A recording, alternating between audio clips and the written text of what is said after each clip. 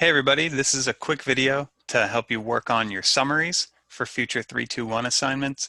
Hayden and I took a look at all the summaries you wrote over the past week, and we were really impressed. I think you're off to a really great start, and I think it's not going to be terribly difficult for most of you to be writing really effective summaries in no time. You'll notice that Hayden left feedback for you on the Moodle page. This is, to some extent, specific feedback. He did leave these 4 key questions for a good summary under everybody's assignment. Some of you, this is less urgent than for others, but it's not urgent for anybody. That's probably the wrong word. So if you feel like you did these things and that's in your feedback, don't get too worked up about it. Certainly reach out to Hayden, reach out to me if you have any questions about that, and we can work individually with you on your summary. But overall, it's been a really good start, and this is just, I think, going to make things a little easier for you going forward. Summaries are deceptively difficult. They are underrated for how frustrating they can be. I think part of this is that summaries are asking you to do something that other writing assignments don't, right? Usually you're asked to express something about yourself. You're asked to craft your own argument. You are asked in a poem or a story to do something creative. A summary is totally not that. It's an uncreative genre. It's not intended to show your opinion, your evaluation, anything like that, right? A summary is very programmatic. It's all about strategy. All summaries basically follow the same script.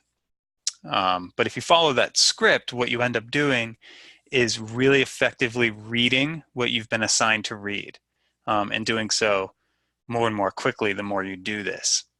So a summary is not just a writing exercise, it's really also a reading exercise.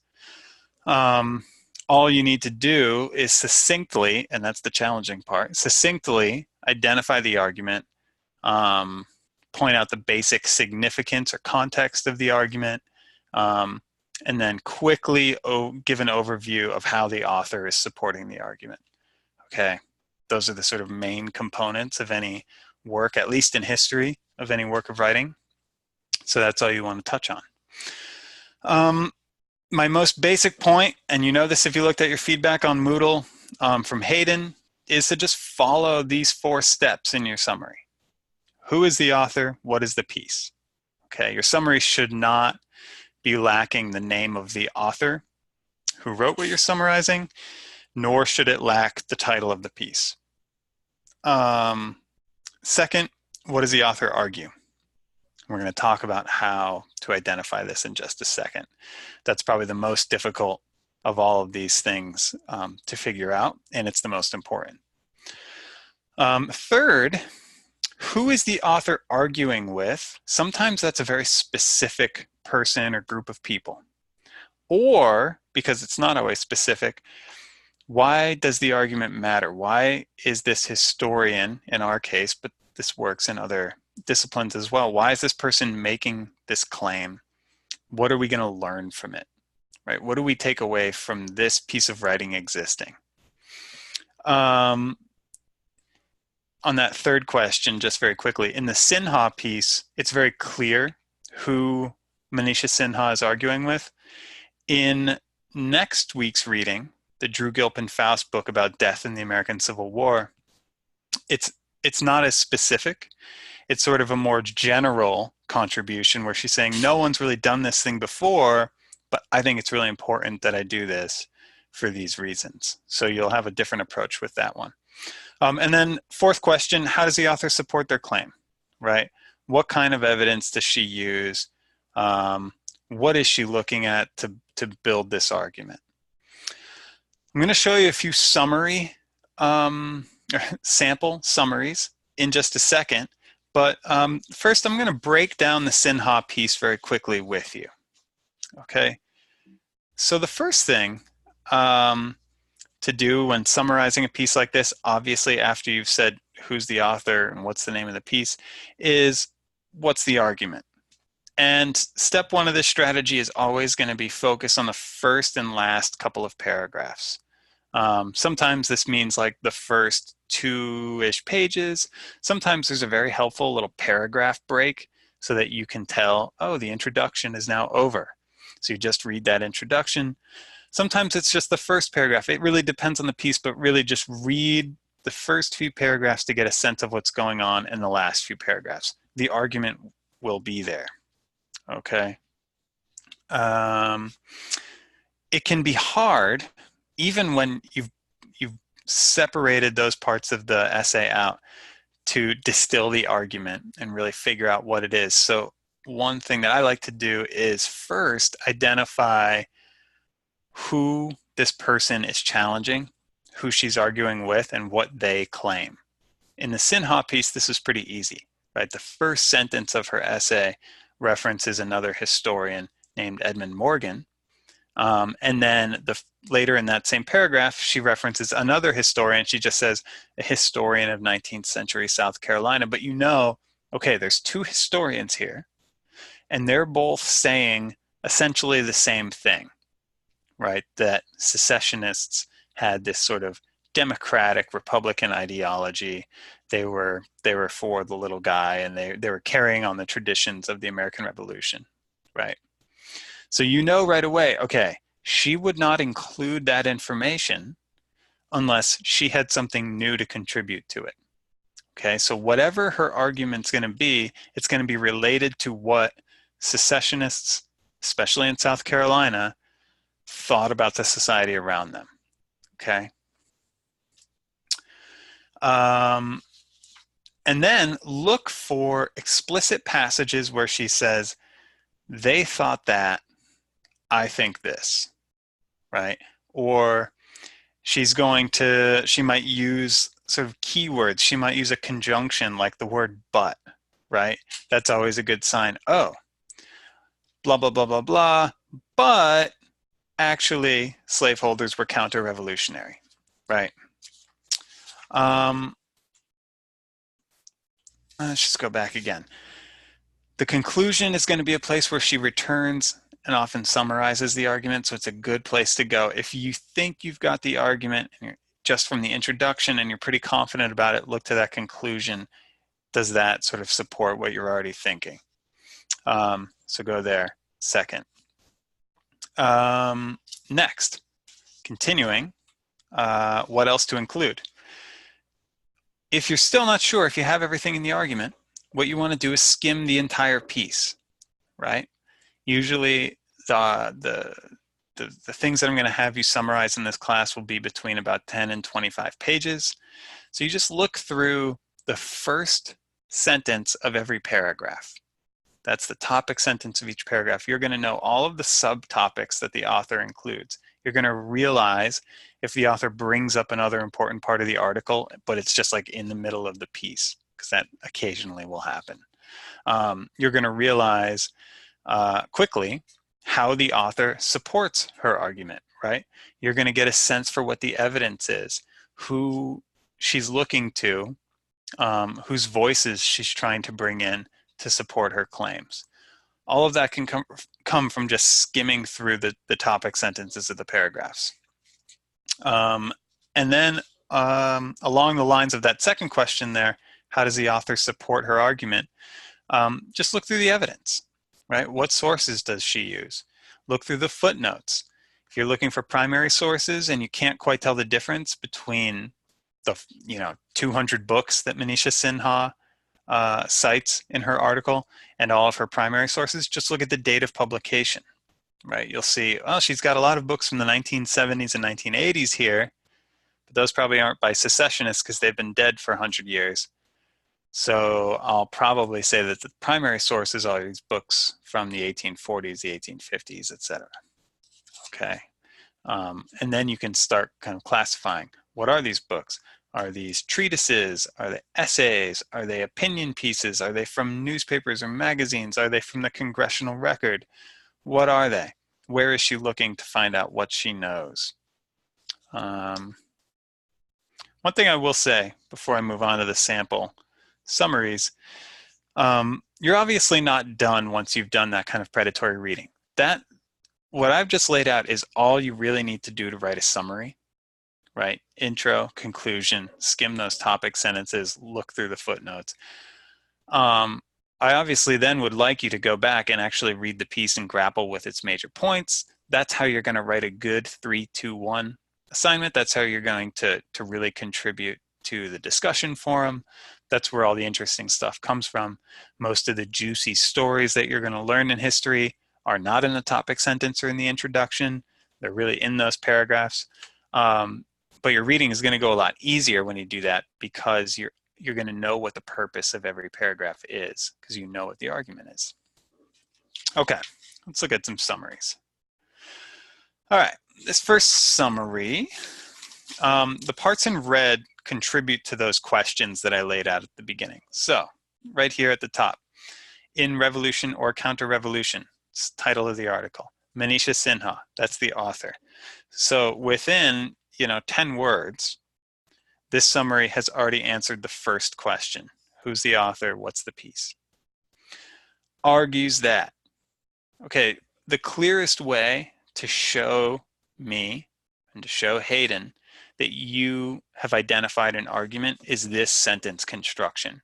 And if you begin every single summary with this sentence construction, I would be happy.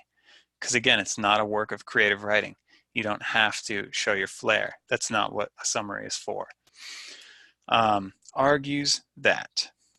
Okay, and then we have a distillation of the argument. Pro-slavery ideology represented a distinct, anti-democratic, and counter-revolutionary defense of racial, class, and gender inequality in the antebellum South.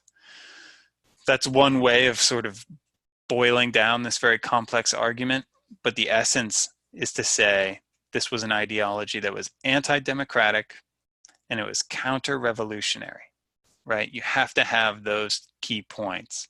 And you have to obviously identify that she's writing about supporters of slavery and she's writing about the antebellum South, okay?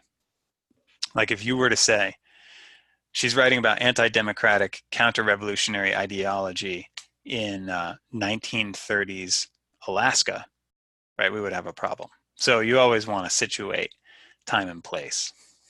Okay. The next sentence, right? It answers that third big question. The argument challenges. Who is she arguing with?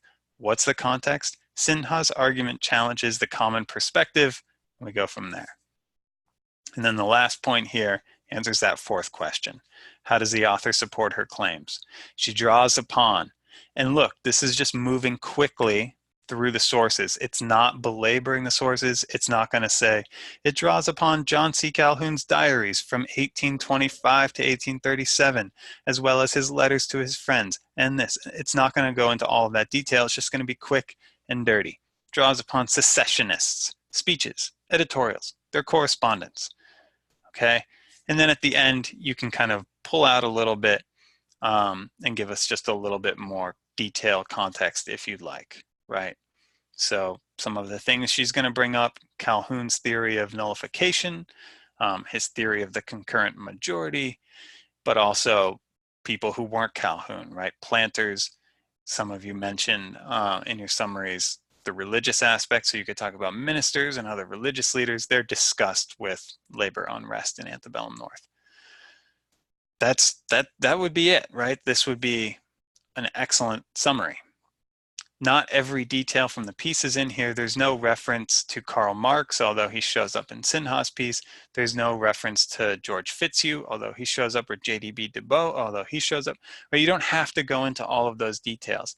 You just have to quickly and efficiently answer those four questions I laid out at the beginning. And I recognize it's harder than it seems. Here's another one, another sample.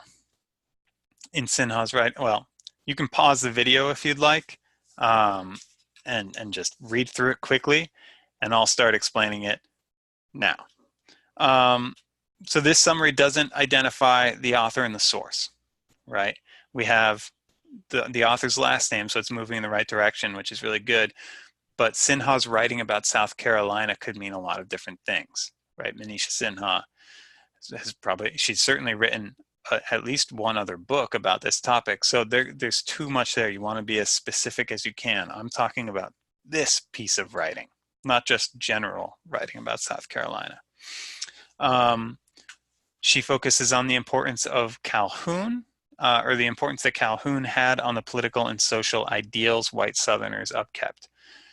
This is good, but it's not specific enough, right? Because they had a lot of political and social ideals.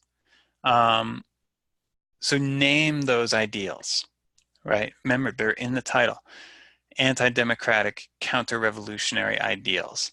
So name them. Get in there, get specific, because when you're dealing with the argument, that's where you really want to be precise.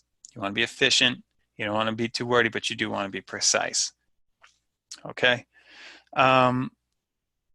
Identify the context of the argument. I like this here. The importance of her writing is that it shows. That's a really good sentence construction for a summary. This is significant because, right? You're establishing that you're going to try to identify this.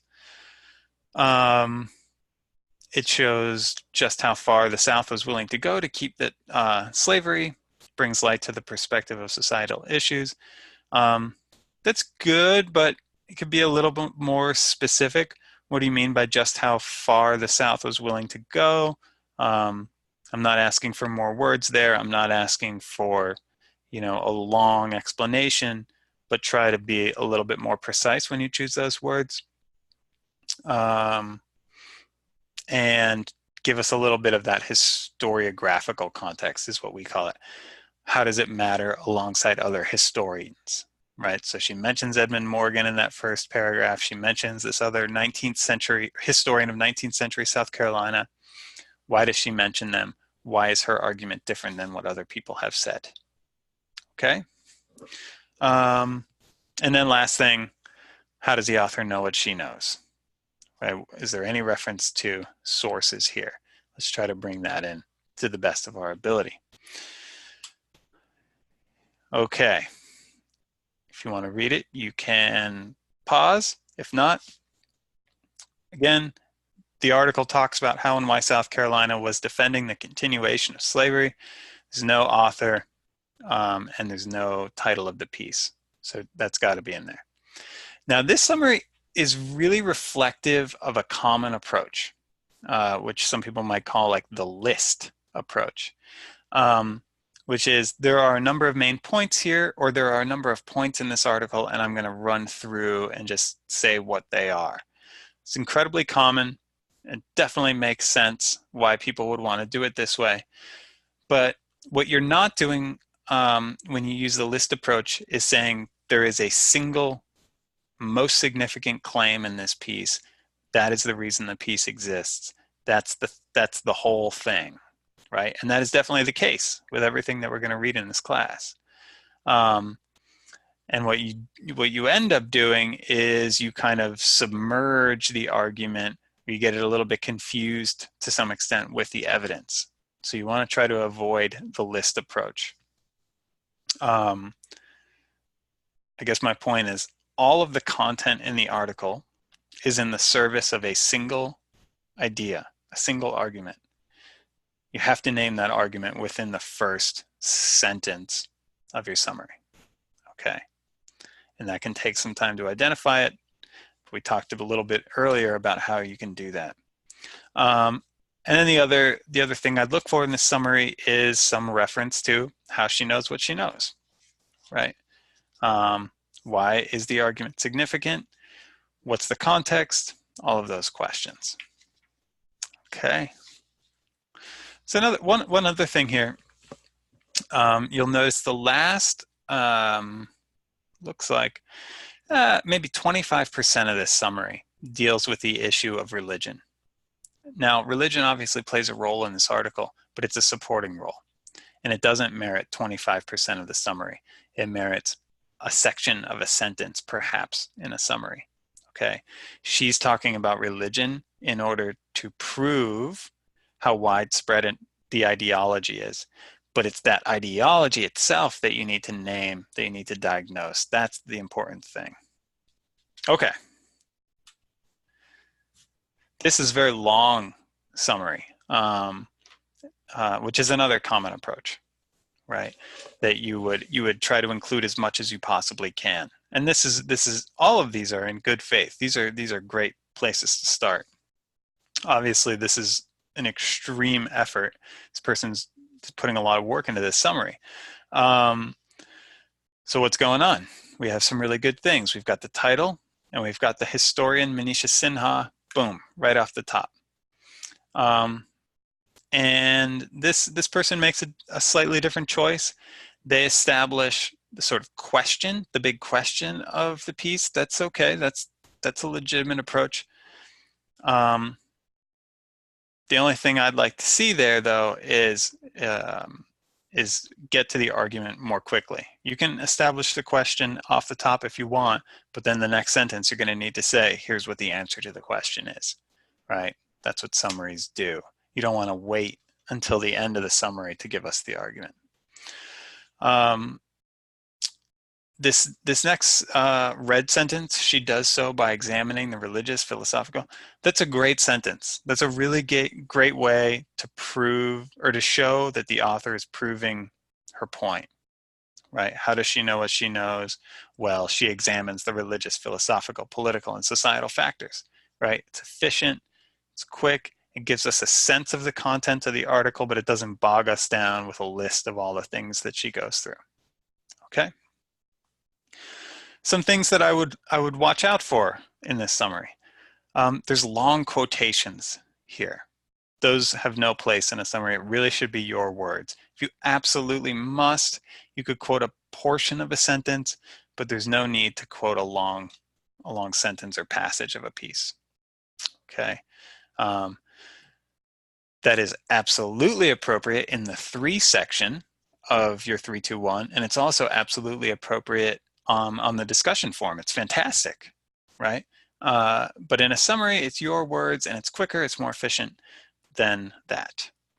So you see some more quotation marks down below. So this is someone, this author is drawing a lot out of the piece that doesn't need to be here. The parts in bold, those are evaluation statements. Sinha spends considerable effort. Sinha asks important and often ignored questions. Those evaluation, your opinion of the piece has no place in a summary. Your opinion of the piece belongs in the 3 section. It can show up in your discussion questions, and it better show up in the discussion forum, right? There's lots of places for you to express your perspective. The summary, just as a genre, is not, it's not where we evaluate things. Okay, it's where we identify the argument, the significance, how the author does what they do as quickly as we can.